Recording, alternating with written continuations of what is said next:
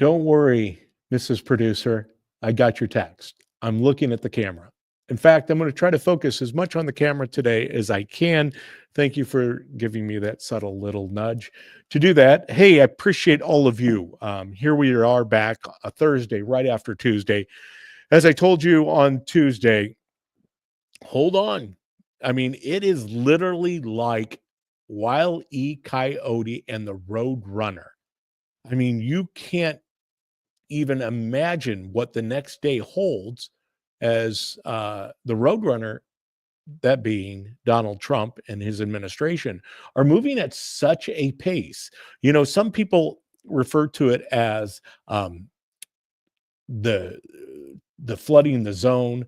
Obviously, that comes from Steve Bannon, War Room, great show. Obviously, very sought after as far as a podcaster. And then Dan Bongino says, rock'em sock'em, right? Because if you're always delivering on the offensive and not on the defensive, you're going to continue to find that your opponent, your adversaries are on their heels. They don't know. The Democrat Party, and I heard this coming in to studio today, and it happened to come from a source that, you know, take it or leave it. It's Bill O'Reilly. And he said that, you know, if Republicans really wanted to make hay right now, ahead of the midterm elections, what they would do is come out and enforce. And I believe we could do that and I'm going to talk a little bit about Illinois and Illinois politics today because a lot of breaking news in regards to J.B. Pritzker and the governor of Illinois and Brandon Johnson, the mayor of Chicago. Pam Bondi isn't wasting any time. She's also making hay quickly and rapidly, and she's moving without any hindrance whatsoever. I mean, I understand there's going to be the pushback and there's going to be lawsuits and everything else like that because that's what obstructionists do. But Bill O'Reilly brings up a good point. We need to unify around one common theme in the Republican Party. And that's not only here locally where I live in central Illinois, McLean County, but on a statewide level. And I shared this with Darren Bailey. I actually texted him this very thing. Our slogan should be, the Democrats don't respect you. The Democrats don't respect you. That means all of us. No matter of your party affiliation, no matter of your sex, color, natural or nation of origin, whatever it is, they don't respect you. And what greater evidence is there than this current craziness going on that's being uncovered at a pace that's also Roadrunner-ish, right? Elon Musk having access. And oh, by the way, for all those naysayers out there, if you encounter people out on the road, Roadrunner on the road, if you encounter people in your daily life and they say that something to the effect that Elon Musk wasn't elected, he doesn't have to be elected. He doesn't have to be elected to do what he's doing. The president of the United States can appoint anyone. In fact, it's not uncommon that this happens. He can appoint anyone he wants to look into things on an advisory standpoint or position. And that's what Elon Musk is doing. He is going in, he is doing what he's appointed to do, which is to uncover corruption, fraud, and wasteful spending. But getting back to the point of they don't respect you, that is evidenced in the amount that they've already uncovered. I mean, you are talking about the USAID. It's supposed to be originated as a global effort to help starving children in Africa. And what it has turned into is a flat out money laundering scheme for the Democrat Party. So yes, I can understand. They're up in arms. They should be. They've been caught. And you're seeing this unfold day in, day out, hour by hour, minute by minute. And that is one of the coolest things, is because we're finally getting to the point that I kind of it was the reason that I got involved in politics, right? I got involved in politics running here locally as a state representative. No, I didn't have any experience in office. I wasn't even at the time that I decided to run. I wasn't even a precinct committee person. And once again, why is that?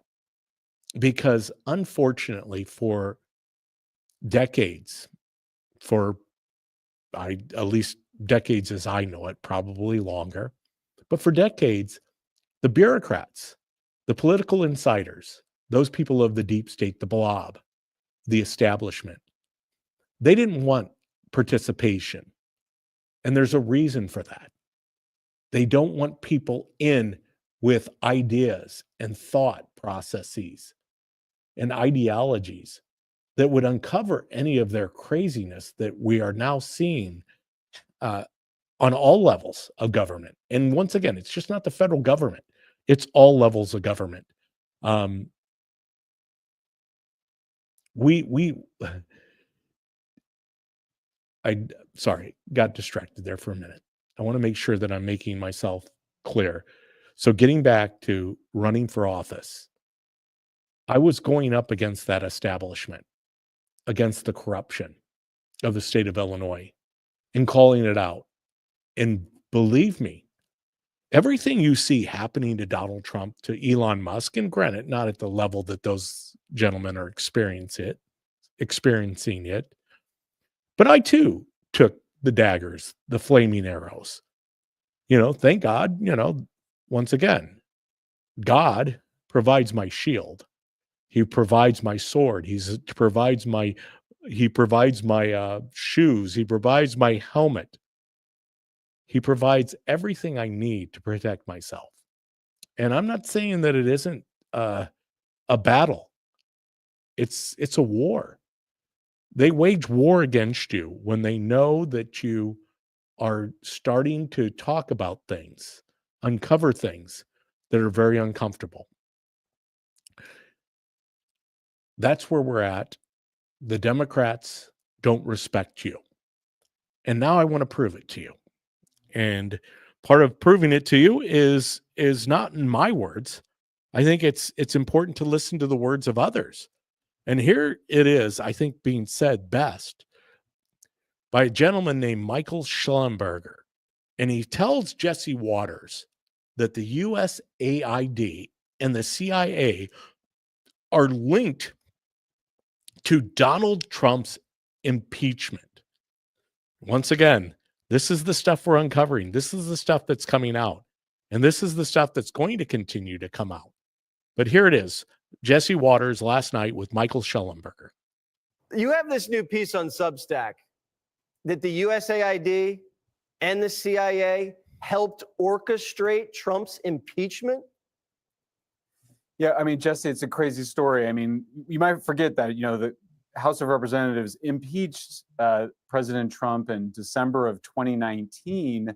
Many people may not remember that it was a CIA analyst who was left over from the Obama White House who wrote the memo that led to the impeachment. It was all based on hearsay. The person had not actually been in the room with Trump.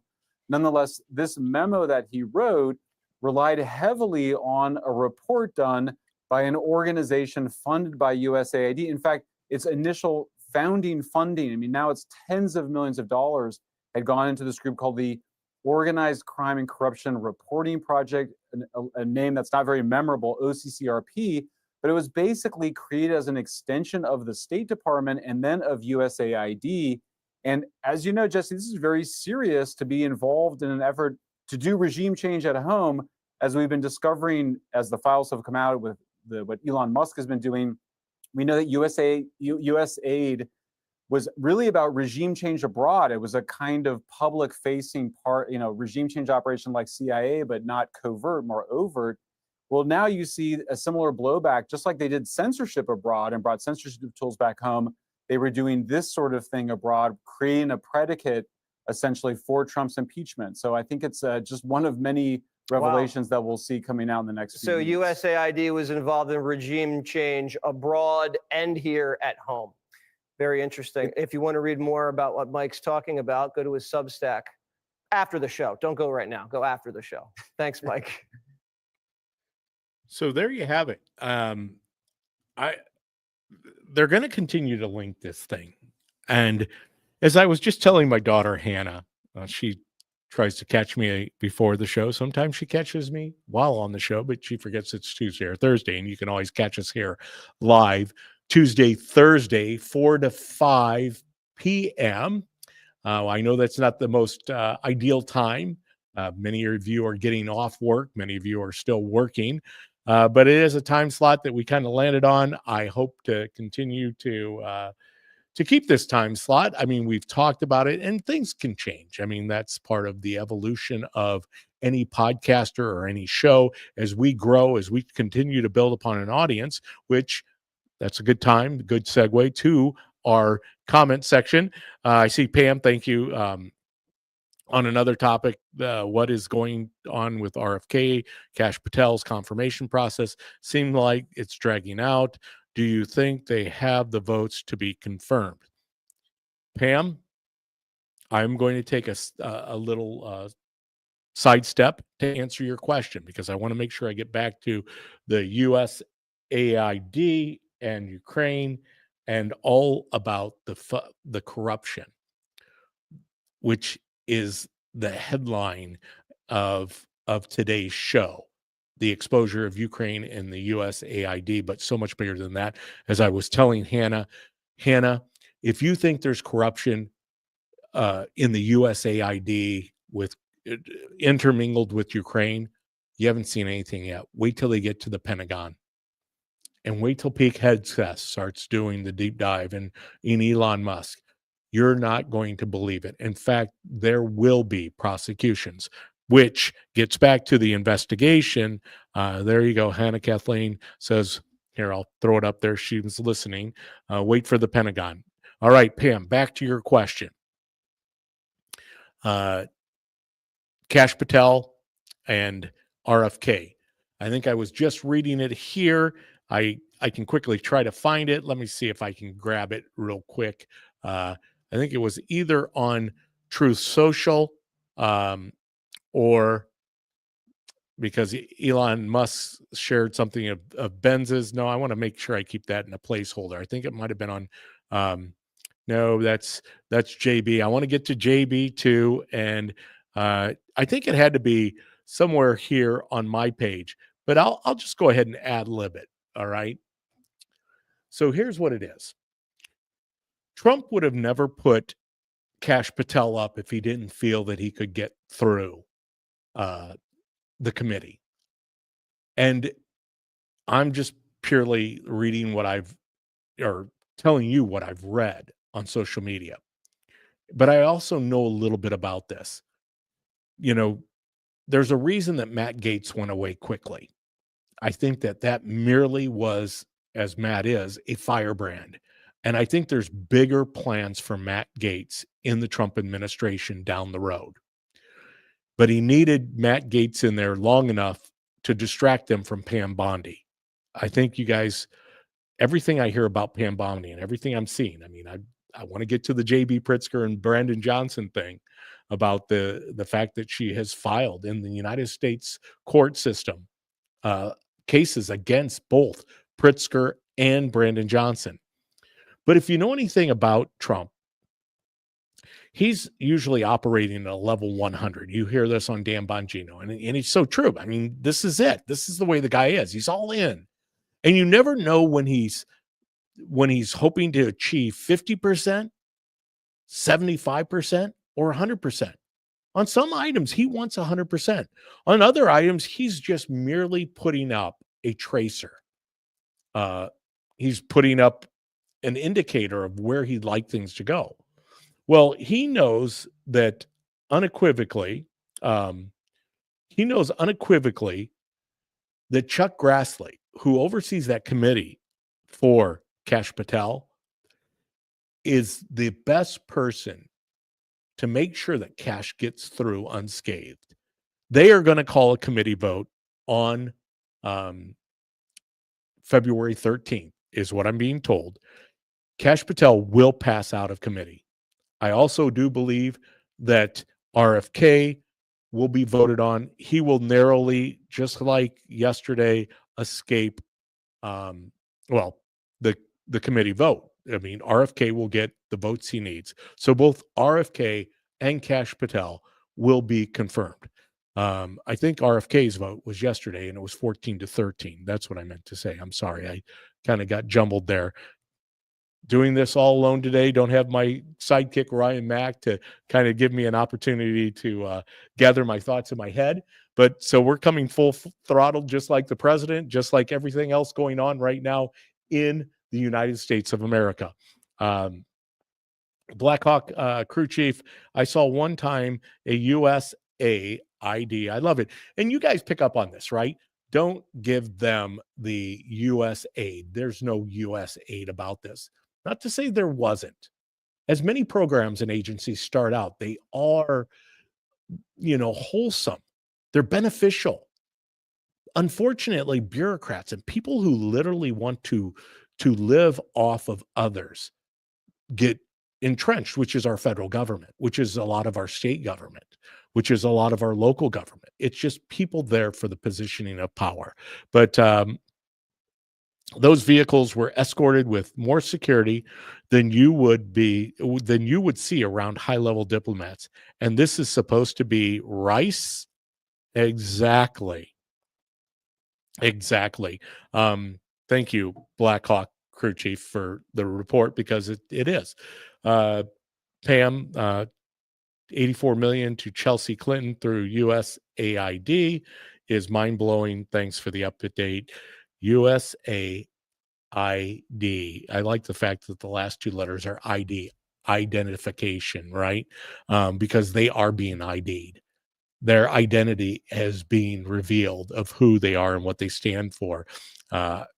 Jesse Waters did a piece on, and it's at my page. Anything that I talk about during my shows, the content is at my X page.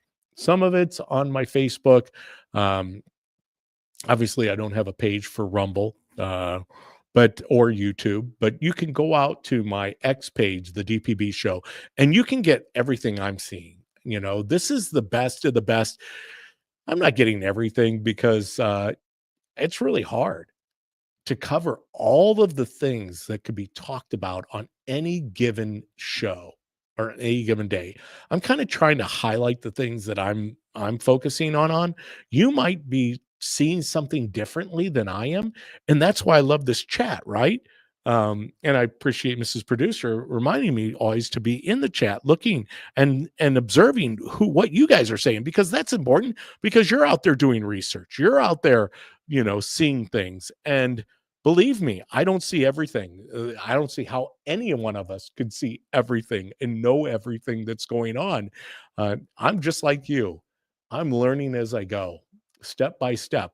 But I do want to head back a little bit.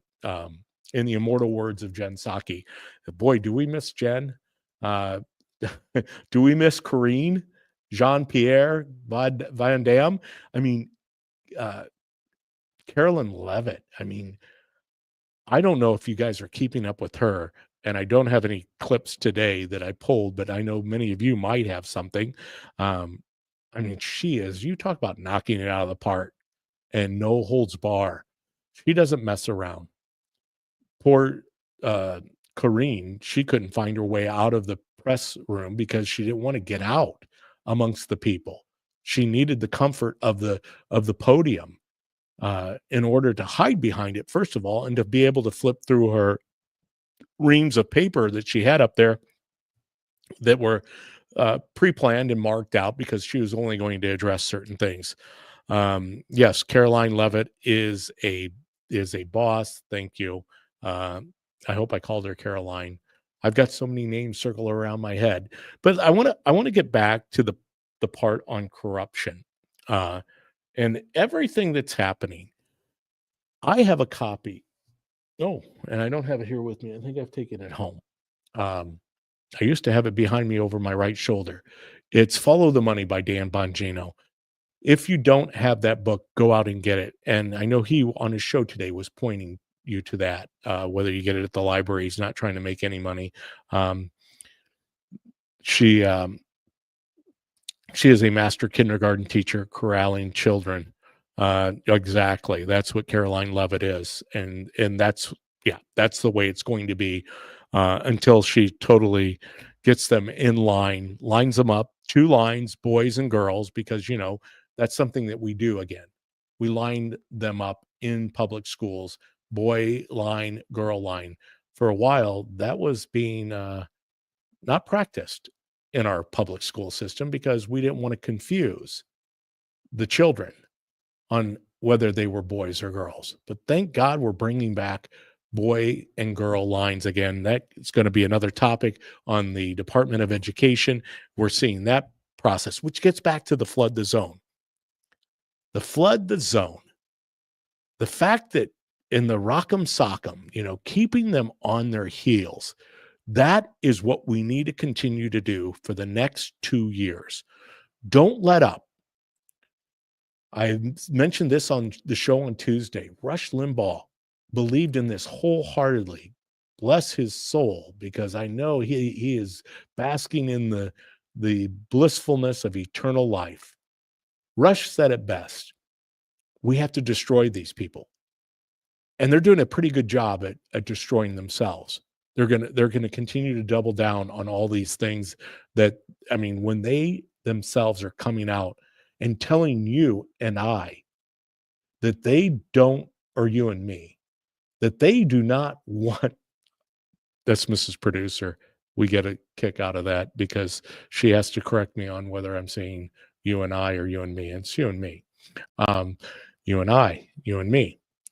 They do not want us to see what is happening because they don't really respect you or me or I. They truly do not respect us. They don't have a problem growing government to a point that none of us can afford it. I know I tell this story often about my daughter, not Hannah, who's with me today, but my other daughter, her twin sister. She says, "Dad, how do people afford living today?" And she was talking about her own scenario that she and her husband do fairly well. They're both nurses.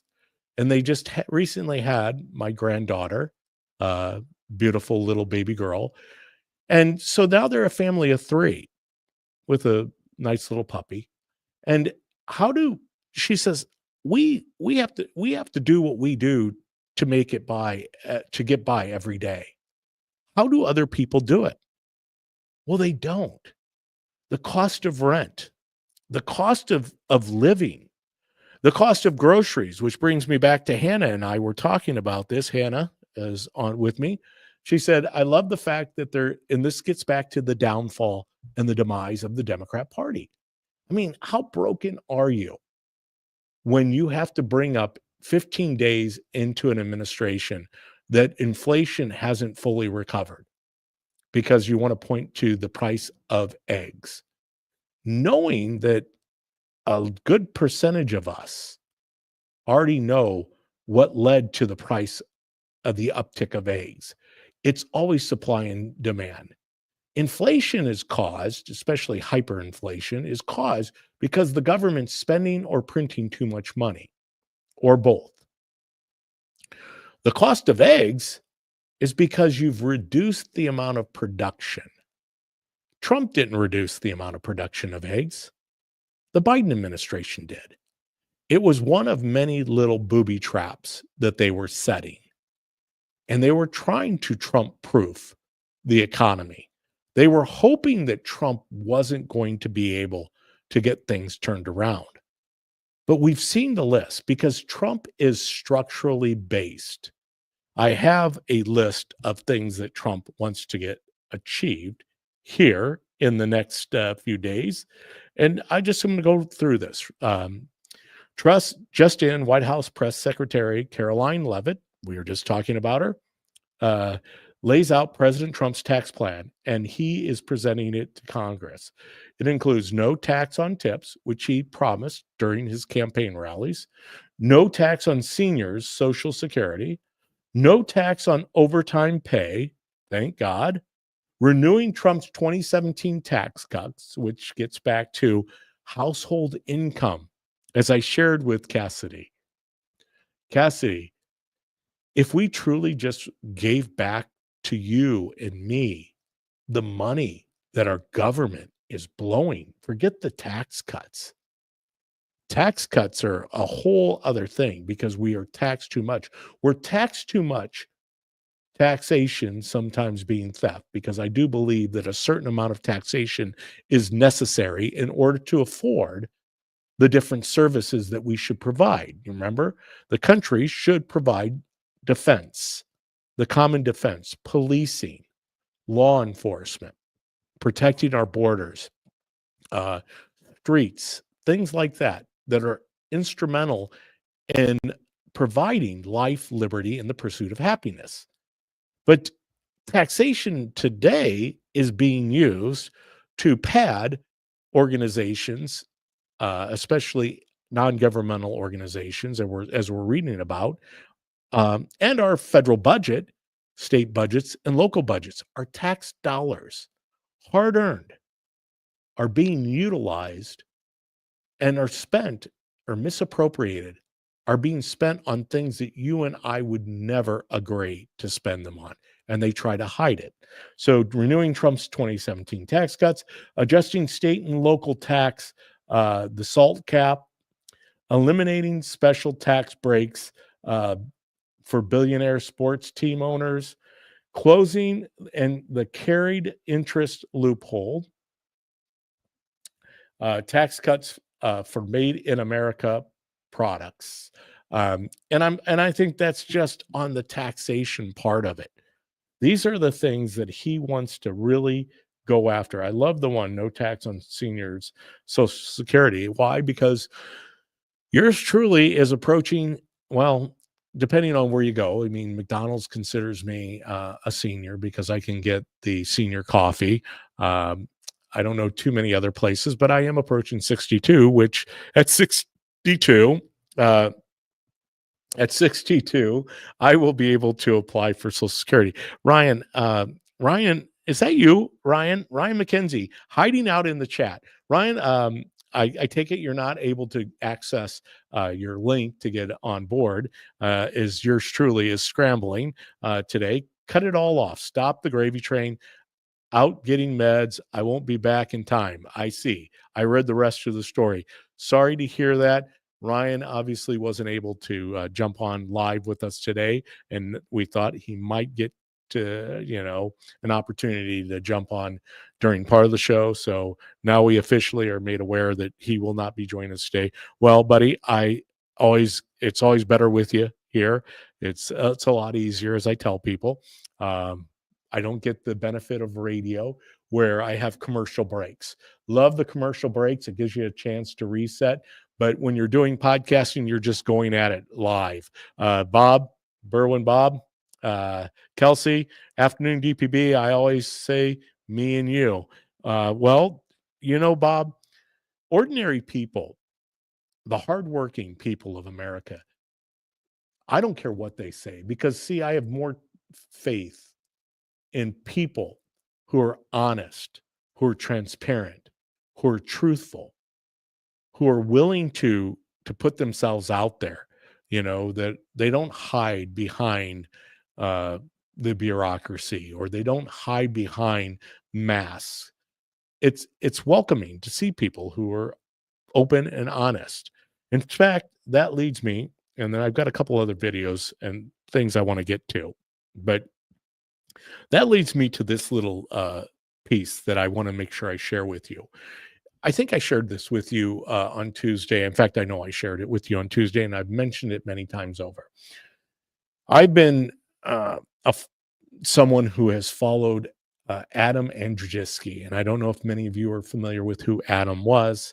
And I say was because, unfortunately, he recently passed away at about a young 50 years of age, right? A little over 50 He was a marathon runner, great husband, great father. I know his family, his wife and kids miss him dearly. But Adam launched after, well, he ran for political office like yours truly, but Adam ran for governor of Illinois at one time. Whoa, what a asset he would have been to Illinois if he was able to get through the juggernaut of all the things that you have to do here in Illinois to become an elected official. Uh, it's it's usually for only those who are going to cave, bend the knee, and be complicit to all of the things we're talking about. It's not about you. It's not about we the people. But this open letter is from the company that Adam Andrzejewski founded. And it's been up and running for many years.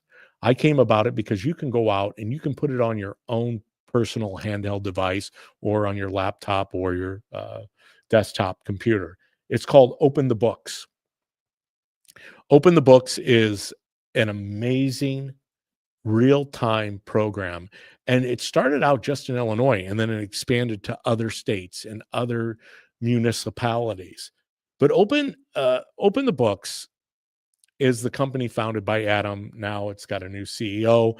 They've taken on and the charge, right? And here's the letter they just recently sent out.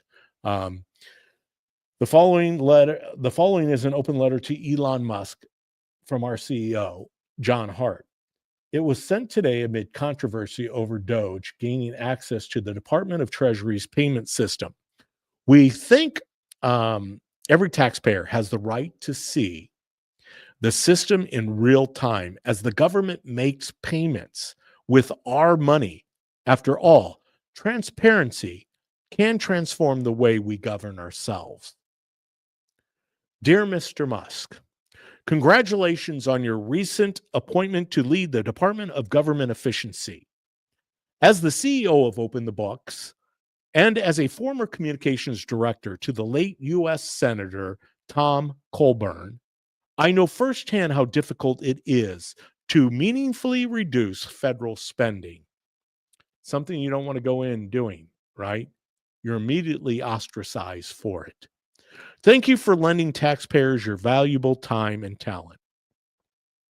I'm writing to request that you work with our team at Open the Books. Open the Books, just in case you're not getting the title. Like Mrs. Producer, hopefully you'll throw that in there, openthebooks.com. Our team at Open the Books to create a new transparency tool called America's Checkbook. That would give individual Americans the opportunity to access the Treasury payment system in real time. Our request is based on a simple belief that the money in the Treasury Department, I just lost this is very small print. The Treasury, or the money in the Treasury payment system, I'm sorry, I said department. That's how I threw myself off, is the property of the American taxpayers. Those funds belong to we the people, not any branch of government, and certainly not an unelected administrative state like USAID. Individual Americans have the same right to access America's checkbook as they do their own personal accounts. President Trump gave Doge, the Department of Government Efficiency, an 18-month mission, but the task of holding government accountable will continue far beyond July 4th of 2026. Creating America's checkbook now will put immense political pressure on future administrations to keep this tool active. Turning America's checkbook off would effectively debank individual Americans and deny them access to a tool that allows them to see and evaluate how government is spending their money. No organization is better equipped to partner with Doge to create this tool. Open the Books was in part enabled by the Federal Funding, Accountability, and Transparency Act, FFATA of 2006, which I helped become law when I was an aide to Coburn. That law created usaspending.gov. That put all government spending online for the first time. FFATA created an ecosystem of citizen activists and organizations who demand accountability every day on platforms like X. Open the Books database of government spending now goes far beyond what we enabled through FFATA. We have created a spending genome project that is a mapping government spending at all levels, federal, state, and local. Our database is the most expansive in human history, and we hope to work with you to give taxpayers new tools like America's Checkbook. Basically, the letter goes on for a while. But folks, if I can implore you to do anything, go out, get the app, open the books, put it on your phone. You will be shocked at what people are paid. You know, when I first experienced Open the Books, and this letter goes on, John Hart, the chief executive officer of Open the Books, he CCs Mike Johnson, John Thune, and many other elected officials in different positions that are directing the Office of Management and Budget. I mean, he's included everybody because we need that kind of, we need a tool like America's Checkbook. But I started to say, and this is kind of before I get back into some of the other topics I want to cover, we've got Ukraine, we've got USAID, how the taxpayer, once again, has been funding corruption. That's why the Democrat Party doesn't respect you, because they love the corruption. But when I first encountered Open the Books, I was able to go in where I live here in Normal, Illinois, and I could look. Specifically, I was interested in the checkbook and salaries of public people, whether that be the president of the university at Illinois State University to what they're paying their coaches. I have to tell you, I was shocked when I saw how many positions at a state university, publicly funded university, how many salaries were in excess of a couple $100,000. Now, I don't begrudge anybody in the private industry or maybe even in the public industry. Right now, I don't see the output coming out of the public side. The private side, I do. I believe that if you can get a salary of a couple $100,000, I think you're held accountable to that salary by your ability to produce. It's outcomes. It's a spreadsheet, as we talked about. It's transactional. I believe if you're not producing in a private sector at a couple $100,000, you're probably not going to be around very long. Not to say that's in all cases it's not.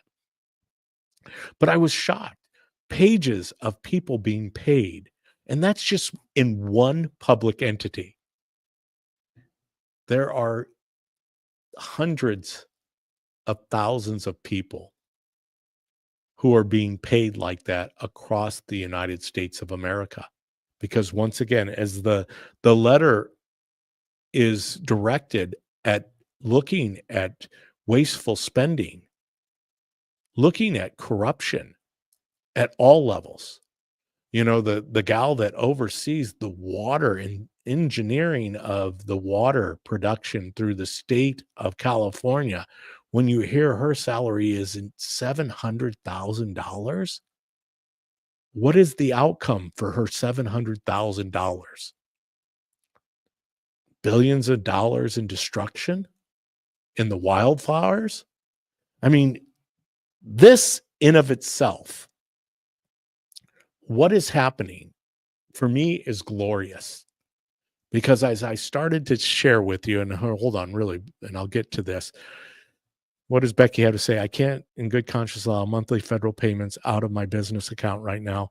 I'll pause it until I am for sure we aren't funding terrorism and human trafficking. Good point, Becky. Good point. Becky, definitely talking about Matt Gaetz. There's Becky Swan. She is our local firebrand, and she had raised to the level of national attention when she stood in front of a local school board here where I live, which went viral across the nation, when she confronted the school board and basically held up a book. And this gets back to the DEI and the CRT, because back then the superintendent of schools swore up and down during this public meeting that CRT wasn't being taught in the school system. And of course, as we know, they love to play fast and loose with what different words mean, and they always twist them, and they did mean DEI. But Becky, yes, I applaud you for that, because ultimately that's what it's going to take. It's people standing up. It's people that are willing to put themselves out there. I put myself out there. I'm not going to ask you to do anything that I wouldn't do myself. I'm not just sitting here behind the microphone. In fact, if I didn't put myself out there, I wouldn't be behind the microphone right now. This came about because I ran for office. I knew what corruption was back in 2017. I even wanted my campaign manager in my first run for state representative for the General Assembly of Illinois. I wanted to utilize a slogan, something to the effect of what I shared earlier at the start of the show. The Democrats don't respect you. Bigger than that, Illinois is broken. That was the theme of my show, my radio show. But it's even greater than that. Illinois is corrupt. My campaign manager at the time didn't like the C word. He didn't like corruption. He thought that I was putting myself in possibly a position of legal ramifications to call people corrupt. That was 2017. We were as corrupt then, but you can't even start to imagine how that has exponentially taken off in the state of Illinois. I put myself out there, and it's led me to this place. And I thank God every day that I didn't win those elections, because it afforded me the opportunity to be here behind the microphone, continuing to grow. Where would I be as a state representative? You guys may have seen it. The Republicans in the General Assembly of Illinois walked out the other day out of session in a protest because, of course, they're continuing here in Illinois to try to defend gender affirming care. They're trying to defend all of the different programs of the sanctuary state. And so thinking about where I would be, I'd be in the super minority if I were still in office. Now, I made a commitment to only run for 4 terms, which would be 8 years. Well, it's 2025, and that means that if I was elected in 2018, my last opportunity would be 2018, 2020, 2022, and then 2024. So I would be serving my last term if I was successful. Now, that district I ran for was remapped. Part of that district is a safe seat. The other part ended up being a district drawn so that a socialist could win it. And that is what has happened with Sharon Chung achieving that seat. And once again, I'm calling her a socialist, not because I'm labeling her something or name calling. It's how they refer to themselves. The Democratic Socialist of McLean County or Bloomington Normal or of America. That's what they call themselves. But I would have been in that district. It could have been a different outcome, especially where I live. I would have had to run for that seat that Desi Anderson, my friend Desi, who I promoted before, she ran for that House seat. Would I have been successful? I would say it would have been a hard race to run when Governor Pritzker was funding it at the sum of about $1,003,003, which brings us to the good old governor. I don't know if you saw this or not, but here it is. The governor of Illinois has put himself in a position as he has fought back desperately. And as you can see on the screen, the governor is now being slapped with a lawsuit. Trump DOJ slaps Illinois, Chicago with lawsuit over sanctuary laws. In fact, if we really want to be specific about it, I think I can quickly find this through a little search, but Thomas DeVore, kudos to Thomas. He actually, I think, put it up on his, there it is.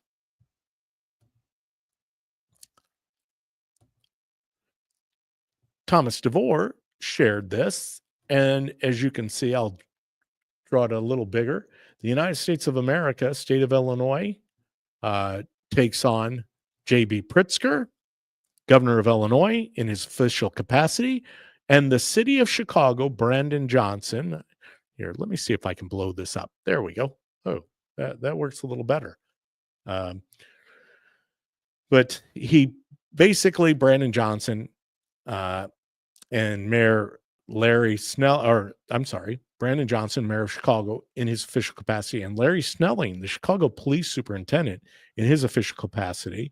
Cook County, Illinois, Cook County Board of Commissioners, Tony Preckwinkle, president of the Cook County Board of Commissioners in her official capacity, and Thomas J. Dart, Cook County Sheriff, in his official capacity.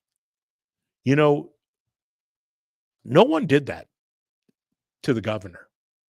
The governor did that to himself. Okay, I'm sorry, Mrs. Producer. I didn't realize I clicked on some comments. I will refrain from doing that. I'm going to let my beautiful wife, Mrs. Producer, do the driving on that, and so I will keep away from that. It gives me one less thing to do. But JB did that to himself. Brandon Johnson did that to himself. These are things that these guys have created on their very own. Nobody did that for them. They did that through years and years of doubling down. Remember this. When I ran for state representative against Dan Brady in the 105th State Rep District, J.B. Pritzker was running against Bruce Rauner. Now, Bruce Rauner was the incumbent. J.B. was coming in as a gubernatorial candidate on the Democrat ticket. Of course, that fell after he tried to weasel his way into the Senate seat that was vacated by Barack Obama back in the day. That allowed Barack to rise to stardom from U.S. Senator into the presidency, which is what he did, but in a very short period of time. But Governor Pritzker, or JB, I don't like to give him the title, JB Pritzker actually ended up running against Rauner, which is what started that term of 2018 started his reign as governor. And of course, we all know in 2020, the governor basically locked down the state of Illinois, shut down businesses, shut down churches, shut down everything he could. In fact, according to JB, you could do very little. Unfortunately, that was only in certain parts of the state where people adhered to JB's executive orders or his mandates. But if you got below Chicago, below I-80, and the further south you went, most people didn't give two cares about what JB was telling them to do. But JB basically imploded the state then. And the reason for that was he was dependent upon getting many federal dollars from the Biden administration, which he was able to achieve because, once again, it was 2020. The whole deal was cooked, right? The Democrat Party had put together a plan to basically run the table forever and ever and change the way Americans exist for decades, for who knows how long. And that was the whole plan of driving things. JD Brad says JD came in on the globalist ticket approved by Davos. Exactly. I mean, you can go out there and search that on your own. JB Pritzker has been in Davos. Now, JB, of course, the Green New Deal, JB Pritzker with EV cars in Illinois, 1 million EV cars, electric vehicles by 2030. JB, of course, uses his own private jet to fly him to Davos and hobnob with other globalists. That's who this movement was all about. That's why Illinois, standing in the wings of being one of the last bastions for socialism, communism, the Bolshevik regime, who wants to dovetail to all things crazy and cuckoo, right? Which is the whole transhuman movement, which is part of the Pritzker family. I mean, they were on the front or the lead in transhumanism. That's what the Pritzker family believes in. In fact, JB has a cousin named Jennifer, who used to be James, who's all in the trans movement. And it's just not the trans movement. It's the energy. I just told you, the EV cars. It's opening up our state to anyone through the United States. Any woman who wants an abortion can come to the state of Illinois, taxpayer funded, and have an abortion performed. JB has doubled down, tripled down. Now, granted, that HB 40, which was House Bill 40, which I believe I'm correct on that number. Look me up, fact check me, please. HB 40 was started by Bruce Rauner. Bruce Rauner happened to be married to someone who practices supporting the killing of babies in the womb. And Diane was her name. But they're the ones who kind of put that in motion. So it's just not all on JB, which gets back to my point always, which I love Illinois. I don't love politicians.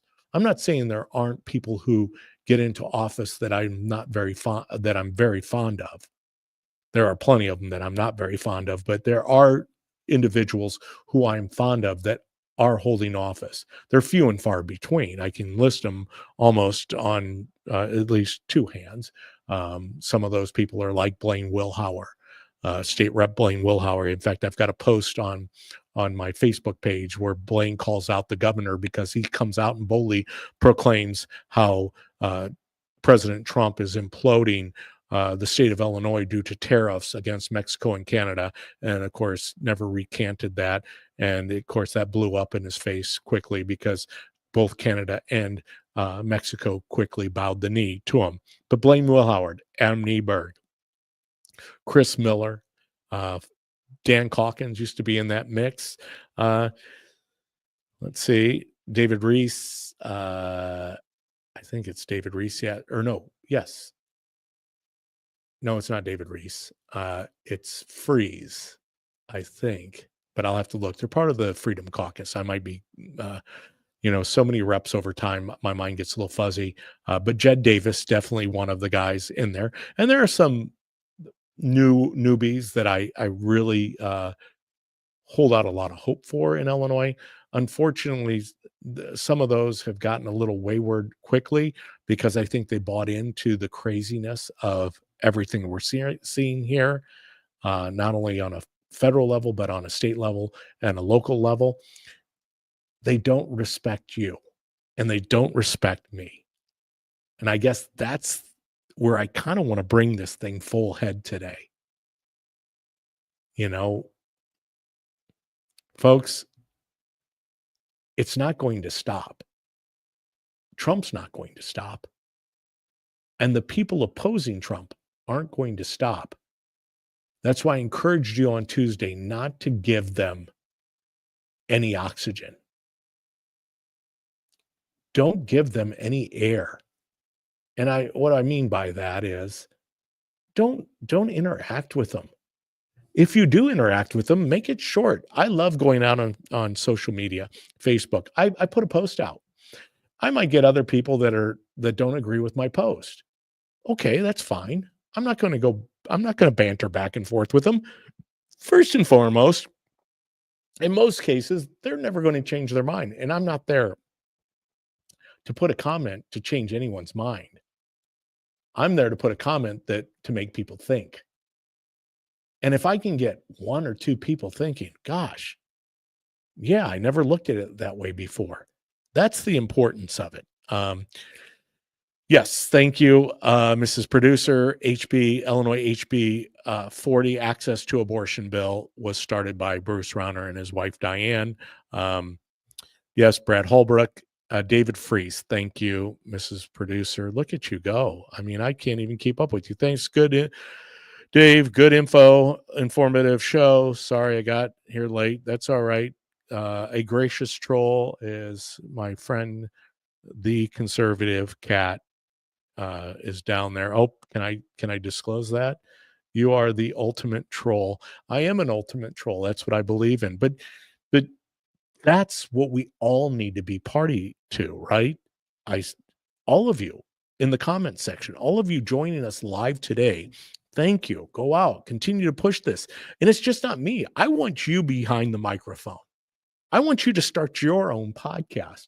I'd be more than happy wherever you live at to help in any way I can, because we are the media. We are the voice. You've heard it many times over now. We have replaced legacy media, the drive-by media. It's our voices. It's our research. You can create your own social media pages around this and share. Does it get exhausting knowing that people might not want to see what you want to post? No. I'm not posting it for people that don't agree with me. I'm posting it for people who are on the bubble, people who are wavering, people who might not be out there getting the information as we get it from the different sources, and I know I've listed those before. I mean, Jesse Waters is hitting it out of the park. I mean, he's a great one to go out and look at his page. Dan Bongino, another great one. Mike Benz, even Elon Musk, his page gives more insight and more truth. Truth Social is a great page. I have my Truth Social page up right now. In fact, I think it's important always to be able to present and guide people to the resources that you're using, because it's going to continue fast and hard. I think this one was a great one, and it's kind of a place to really end the show, right? Is right here. This was shared by Elon Musk and then subsequently shared by no other than Donald J. Trump on Truth Social. Elon Musk at Elon Musk, right? No kidding. And he's talking about Mike Benz. Mike is at Mike Benz Cyber. Damn right. I was spawned out of USAID. This is Liz Cheney. Liz Cheney put this up. She says, I don't know if I can get it to pull up, but basically she comes out and just professes that the whole impeachment, everything else came out of USAID. I mean, this is the information that we all have access to, that you and I have access to. And of course, I see that, Brad. Yes, X Report. I love Dave at X22 Report. But he breaks it down. He talks about the financial aspect of it. That's the aspect that we need to be tuned into. It is transactional. It's outcome based. It's the only way our economy, our country is going to continue to prosper. When Trump says, make America great again, he's talking transactionally in a lot of cases. In fact, most cases. Because if we're not healthy fiscally, we can't be healthy any other way. This is truly the Dave Ramsey Total Money Makeover, Financial Peace University. If you and I have to do it in our household, that's why I'm very upset. Sorry about that. Knocked my camera off. If you and I have to do it within our household, then the government should have to also do it. Sorry about that. I got carried away with the buttons. They answer to us. That Constitution behind me is the proof that they answer to us. We, the people, should have access to every line item in real time. So I applaud the people that open the books in the spirit of Adam Andrzejewski, of bringing forth an idea to open the books. Show me the money, Jerry Maguire. Show us the money. You know what? I think we can take it. I've seen enough already. I have a little slideshow, but I'll save it for another time. You've seen it out there. It's out there on my social media page on X. The spending and what they spent the money around. Believe me, they don't support transhumanism. They support money. Follow the money. The exposure of Ukraine and USAID is just scratching the scratch. Zelensky himself, the president of Ukraine, said he doesn't even have all the money that was given to him by the federal government of the United States of America. It's time, and there's no greater time than now. We've got about a 2-year run. Folks, we have to be prayerful. We have to be mindful. We have to be advocates for our tax dollars. If it's going to be, it's up to us. We've got to be engaged in the process of governing. The days are over of us relying upon our public officials to do it, because unfortunately, as I pointed out just a minute ago, there are not that many good, decent, honest, honorable public officials. Hey, I do have to give one more shout out on a federal level. Agree with him or not all the time. I don't. There are some things that he has done that I don't necessarily agree with, but Darren LaHood, Congressman LaHood, Congresswoman Mary Miller. You know, we don't have a lot of Congress people here in the state of Illinois. We have 3 Republican Congress people, Mike Boss being one of them. Mike's a little iffy. His Liberty score isn't always the greatest, but still, Mike is doing the job of a Republican in Illinois. Could he do a better job? Of course. Do I think he's going to hang around? He's not. Darren, I think, is going to hang around. Mary Miller's going to hang around. But it's good afternoon, Christo. It's good to see you, brother. Thanks for tuning in. There are some decent legislators. Lean into them. Look them up. Find out this information for yourself. I only know what I know because I try to go and do the deep dive on all of this stuff. Folks, it truly is about the future of our country, the future of our world. It's about our children. It's about our grandchildren. You know, every day I have an opportunity to FaceTime with my granddaughter.